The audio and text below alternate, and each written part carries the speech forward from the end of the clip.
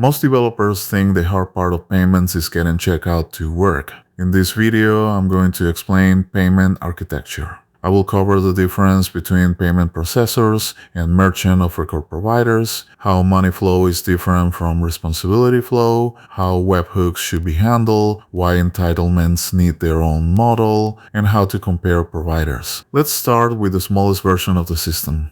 A customer opens your app, chooses a plan, and clicks a checkout button. Your backend creates a checkout session with a payment provider, the customer enters a card or chooses another payment method, and the provider returns a successful payment event. That feels like the payment system is done. You can redirect the customer back to the app, mark the account as paid, and move on. But in a real product, that one successful checkout is not the whole system. A successful checkout does not answer every question your application needs to answer. It does not tell you what happens if the payment is refunded later. It does not tell you what happens if the user upgrades in the middle of the billing period. It does not tell you who handles taxes, who sends invoices, who deals with disputes, or what your product should do when a renewal fails 3 weeks from now. The first part is money movement, the second part is responsibility, and the third part is application state. Money movement is the path from the customer to your bank account. The customer pays with a card, wallet, bank transfer, or local payment method. The payment provider talks to the payment rails, records the result, updates balances, and eventually pays money out to your bank account. This is the part most developers see first because it shows up in the checkout documentation. You create a session, you listen for a payment event, and you get a dashboard showing transactions.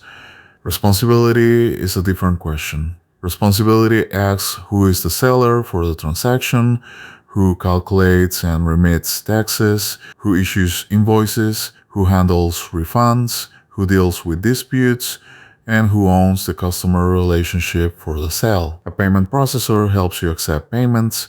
In that model, your business is usually still the merchant of record, which means your business is responsible for the seller obligations around the transaction. The provider gives you payment infrastructure, but it does not automatically become responsible for everything around the sale.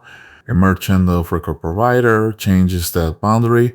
In that model, the provider may become the seller for the transaction and take on more of the operational work around taxes, invoices, and regional requirements, depending on the provider, product type, and supported countries. This is why two providers can both give you a checkout page, but still represent very different architectures. If you are comparing Stripe with something like Paddle, Lemon Squeezy, Polar, Dodo Payments, or Gumroad, the most important question is what responsibility you are keeping inside your company and what responsibility you are handing to the provider. Now let's connect that to your application. Your app has its own program model. It has users, teams, workspaces, plans, seats, credits, usage limits, trials, and account status. The payment provider has its own model to customers, checkout sessions, payments, invoices, subscriptions, orders, refunds, disputes, and payouts. Those two models are related, but they should not be the same model. A common mistake is to let provider objects become the core billing objects inside the application. That may work at the beginning, but it creates problems as soon as your business logic becomes more specific than the provider's default model. For example, your product may sell team seats, monthly credits, usage-based overages, annual plans, trials, custom enterprise contracts, or add-ons that do not map cleanly to one provider's subscription field. If your application logic is scattered across provider IDs and webhook handlers, every change becomes harder to reason about. The better approach is to treat the provider as an external system and translate provider events into your internal billing events. For example, a provider might send an event named checkout session completed. A merchant of record provider might send an event named order paid or subscription active.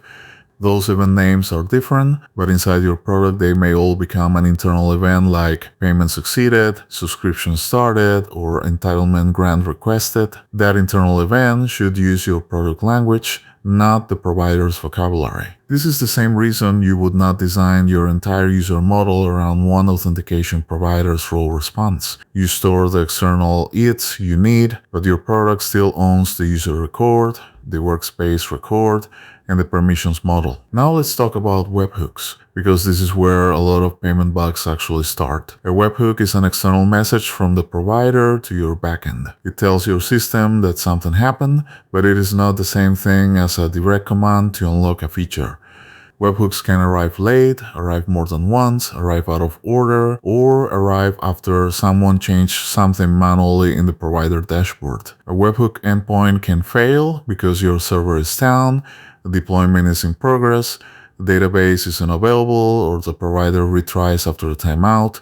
So the webhook handler should be designed as an ingestion path, not as the place where all billing logic happens. The first job of the webhook handler is to verify the message.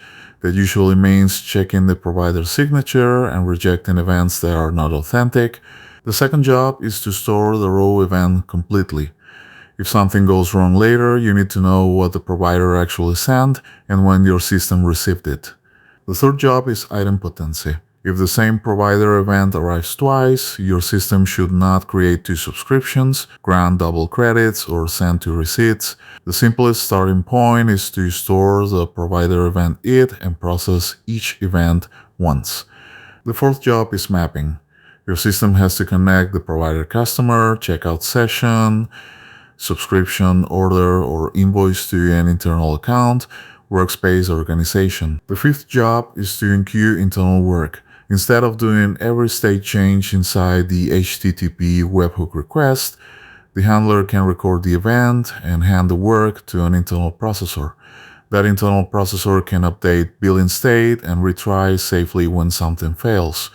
This gives you a payment system that can recover from normal failures instead of depending on one perfect callback. After webhooks, the next important part is entitlement state. Entitlements are what the customer can actually use inside the product. A plan may allow 5 seats, 10 projects, a certain feature set, a usage limit, an API quota, or access until the end of the current billing period. A payment event does not directly answer all of those product questions. If a subscription starts, your product still needs to know which workspace is affected, which plan was purchased, when access starts, when it ends, whether the customer is in a trial, how many seats are included, and what happens if the subscription is canceled before the period ends. Entitlements should be a product-level model.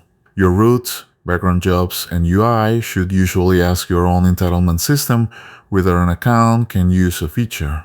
They should not call the payment provider every time they need to check access, and they should not duplicate payment checks across unrelated parts of the codebase. Provider state and product access are not always identical. A payment may be captured but still under review. A subscription may be canceled, but access may continue until the end of the paid period. A dispute may require support workflows before the product changes anything. When the entitlement model is explicit, those decisions are easier to test. The next part is reconciliation. Reconciliation is a process that checks whether your internal billing state still agrees with the provider's state. Webhooks are not the only way state can change. Someone can issue a refund in a dashboard, a subscription can be updated outside your normal flow, an event can fail repeatedly, or an account mapping can be created incorrectly. A reconciliation job might compare active subscriptions in your database with active subscriptions in the provider. It might check invoices that your app thinks are unpaid, payments that the provider says succeeded, customers that exist in the provider but do not map to a workspace, or workspaces that have access without a valid billing state. Now we can talk about provider choice with a clear model. A processor is usually strongest when you want control over checkout, customer data, billing logic, and how your product models subscriptions or usage. You may need to build more around it, but you also keep more of the system inside your application. A merchant of record provider is usually strongest when the operational responsibility around global selling matters more than maximum control. If taxes, invoices, regional payment methods, refunds, disputes, and seller obligations are a major concern, that boundary can be valuable. A storefront or creator commerce platform may be useful when the product is simple, the catalog is simple, and speed matters more than custom billing architecture. That can be a good fit for digital products, small experiments, or early sales, but it may become limiting if the product later needs complex subscriptions, usage-based pricing, or deep account-level entitlements. The mistake is choosing one of these categories without realizing which system you are choosing to own. So instead of asking which payment provider is best, ask a more specific set of questions. Who is the merchant of record for the transaction? Who calculates and remits taxes in the countries where you sell? Who issues invoices and receipts? Who handles refunds, disputes, and customer payment support? How hard would it be to migrate to another provider later? That's it.